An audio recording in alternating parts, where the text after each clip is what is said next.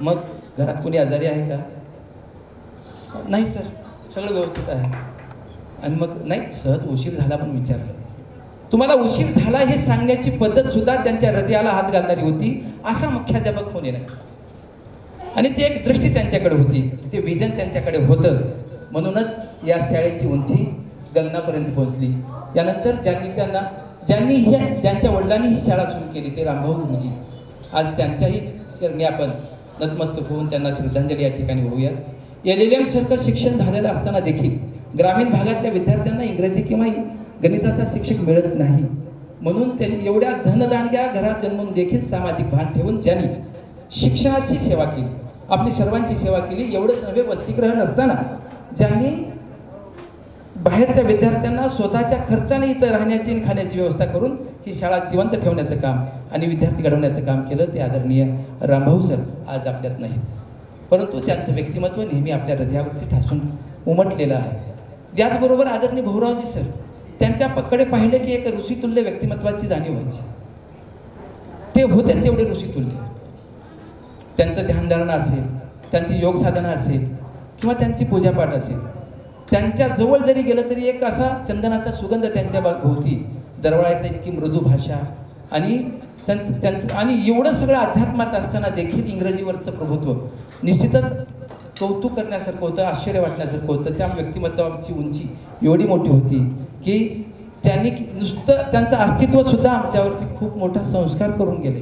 निश्चितच त्यांच्याही चरणी आपण या ठिकाणी लीन होऊन त्यांनाही या ठिकाणी श्रद्धांजली वाहूया. ज्यांचा स्वतःवरती विश्वास होता, ज्यांचं नावच विश्वास होतं, ते विश्वास साळुंखे गुरुजी.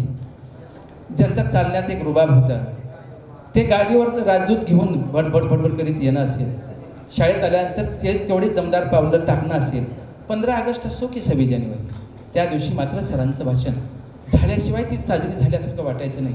इतकं त्यांचं त्या इतिहासावरती असलेलं किंवा वक्तृत्वावरती असलेली पकड, निश्चितच सरांचा अभिमान वाटायचा. आज सर नाही आहे. आज सरांनाही आपण या ठिकाणी भावपूर्ण श्रद्धांजली या ठिकाणी वाहूया. त्याचबरोबर अतिशय प्रेमळ चेहऱ्याचे, गोड आणि हसऱ्या चेहऱ्याचे आदरणीय पेठ सांगवीकर सर, आजही आठवते सर.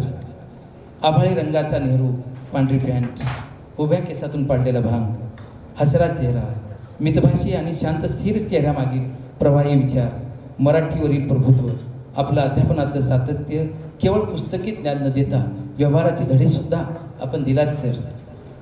आपल्याही चरणी या ठिकाणी मी 1992च्या व्यासतर्फे श्रद्धांजली वाहतोय. यानंतर कुरुक्षेत्रावरती ज्यांचं शिक्षण झालं, कुरुक्षेत्रावरती ज्यांनी संस्कृतसारखा विषय शिकला, त्यांनी पांचुंचुलीसारख्या ग्रामीण भागात येऊन आपणाला संस्कृत शिकवण्याचं काम केलं. त्यांची संस्कृत शिकवण्याची रंजकतेची कला, ज्यांनी भास्कर दादांना साथ दिली, त्यांचे सुभाषित गायन असेल किंवा जीवनातील कठीण प्रसंग, त्यांचे अनुभव विनोदी पद्धतीने ते आपल्यासमोर मांडून त्यांनी आपल्यावरती संस्कार केले. आपल्या योगावरचं प्रभुत्व, लोलितसारखी प्रक्रिया ते त्या काळी करून दाखवायचे. तर आदरणीय यादव सरां, जे आज आपल्या हयात नाहीत, निश्चितच आमच्यापेक्षा तुम्हाला सर्वांना याची जाणीव होत असेल की आपले हे सहकारी आज आपल्या सोबत नाहीत. या ठिकाणी आदरणीय साबळे सरांचंही या प्रसंगी स्वागत करतो. यानंतर जागेवर जाऊन यानंतर आपल्या सर्वांचे लाडके गुरुजी, ज्यांचं वय नसतानाही ते आज आपल्यामध्ये नाहीत, अगदी कमी वयात जे गेले, ते कैलासवासी अनिल कुलकर्णी सर. सर, आपला ऐटदार चालणं, हसमुख चेहरा, कोट टोपी हा पेहराव आजही आमच्या नजरेत साठवून आहे. गणितासारखा विषय अतिशय रंजक पद्धतीनं मांडण्याची कला, गणिताची तासिका हवीशी वाटायची. हसत हसत तासिका कधी संपायची ते देखील कळायचं नाही सर. इतकं सुंदर अध्यापन आपण केलं आणि गणित आमच्यात रुजवलं आपल्याही चरणी. खरं तर आज आपण असायला हवं होतं सर, परंतु आज आम्हाला आपल्या भावपूर्ण सुंदर श्रद्धांजली वाहण्याचा योग आला. निश्चितच तो वेदना देतोय. यानंतर सर, जे आपण शाळेत असतानाच ज्यांची एक धक्कादायक बातमी आली, ते आदरणीय कांबळे सर, गंगाधर कांबळे सर. सरांचं राहणं अगदी साधं, मफलर एक त्यांच्या आजारामुळं कायम त्यांच्या गळ्याभोवती लपेटलेला असायचा. त्यांच्या अध्यापनाची आवड पोटात शिरून त्यांच्या हृदयाचा ठाव घेण्याचं आणि मनपरिवर्तन करण्याची पद्धत, इंग्रजी अगदी सोपी करून सांगण्यासाठी किंवा अनेकदा दररोज ते 10 शब्द देऊन ते शब्द पाठ करून घेण्यासाठी त्यांची धडपड, आणि हे सगळं नाही केल्याच्या नंतर त्याला परिस्थितीची जाणीव करून देऊन आई वडील तुझी परिस्थिती आणि शिकणं किती गरजेचं आहे. असाच एकदा प्रश्न घडला होता आणि आपलाच विजयकुमार पोद्दार यांनी शब्द पाठ केले होते 2-3 दिवसाचे. सरांचा 8 तास असायचे की रोजचे 10 शब्द सर्वांनी पाठ केले पाहिजे. आणि मग असे पोद्दारसारखे अजून 2-3 जण होते. मग सरांनी त्यांची परिस्थिती जाणीव करून दिली. तुझे आई वडील किती कष्ट करतात आणि तुला काय करायला पाहिजे. त्यांच्या भावनेला इतका स्पर्श केला की अचानक विजय पोद्दारला ते राहवलं नाही आणि तो असा ताडकन उभारला, सर मला शिक्षा करा, मी आपला आणि माझ्या आईवडिलाचा मी म्हणजे गुन्हेगार आहे, मला माफी नको आहे सर. सरांनी सांगितलं असू दे, तुला जाणीव झाली एवढं भरपूर झालं. परंतु विजय तिथंच उभा राहिला आणि सांगितलं सर मला 10 छड्या मारा सर, मला त्याच्याशिवाय जाणीव होणार नाही. सरांनी शिक्षा केली नाही, पण त्यांच्या मनाचं जे परिवर्तन त्याच्या शब्दांनी केलं ती ताकद त्यांच्या शब्दात होती. आणि म्हणून सर आज तुम्ही आज आला पाहिजे होतं. आपला विजय पुण्यासारख्या शहरात किती दमदारपणे उभा राखलेला आहे हे आपण पाहायला पाहिजे होतं.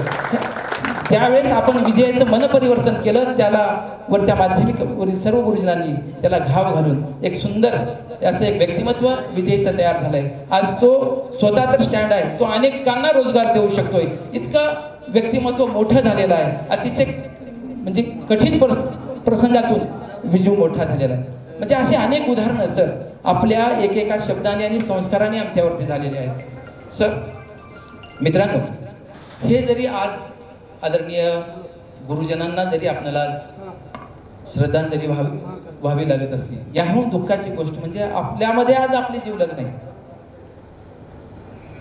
वास्तविक पाहता ती एक वेदना आहे की त्यांच्या प्रती या ठिकाणी श्रद्धांजली वाहताना निश्चितच डोळ्यात अश्रू आहे.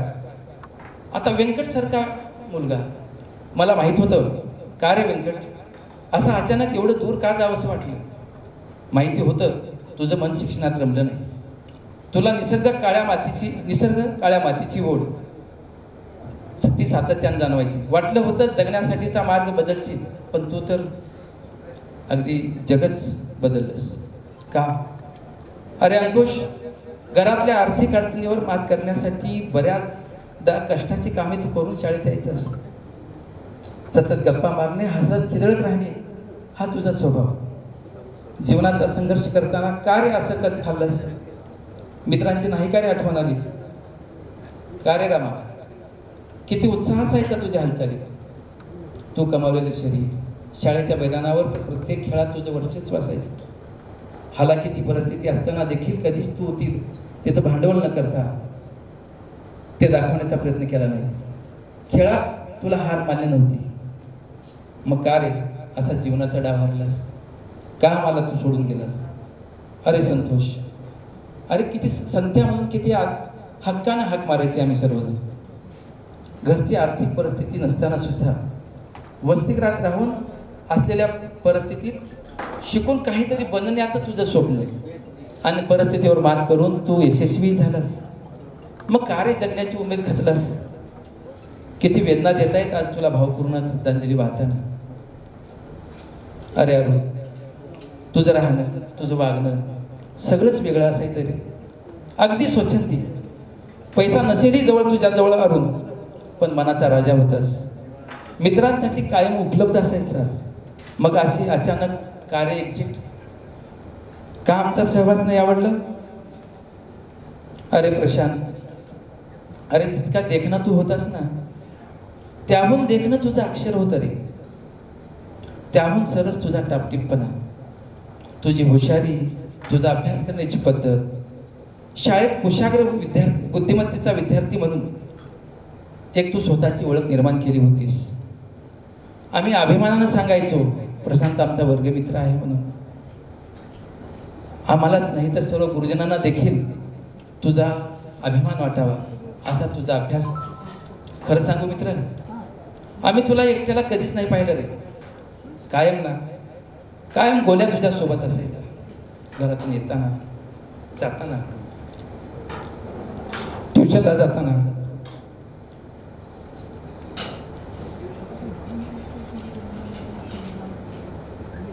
बघणारे आम्ही सर्वांनी पुन्हा वर्ग भरवलाय. सर्वच खुर्चीत आलेत रे, पण गोल्या एकटाच आलायस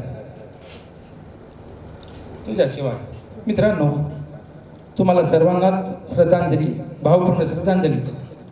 असंख्य वेदना आहेत मनात. मित्रांची गळती ही आमच्या हृदयाची रिक्तता आहे. बाबांनो, सांभाळा, स्वतःची काळजी घ्या. आपल्या सर्वांनाच भावपूर्ण श्रद्धांजली. आपण सर्वांनी जागेवर उभे राहू. या सर्वांनाच आपण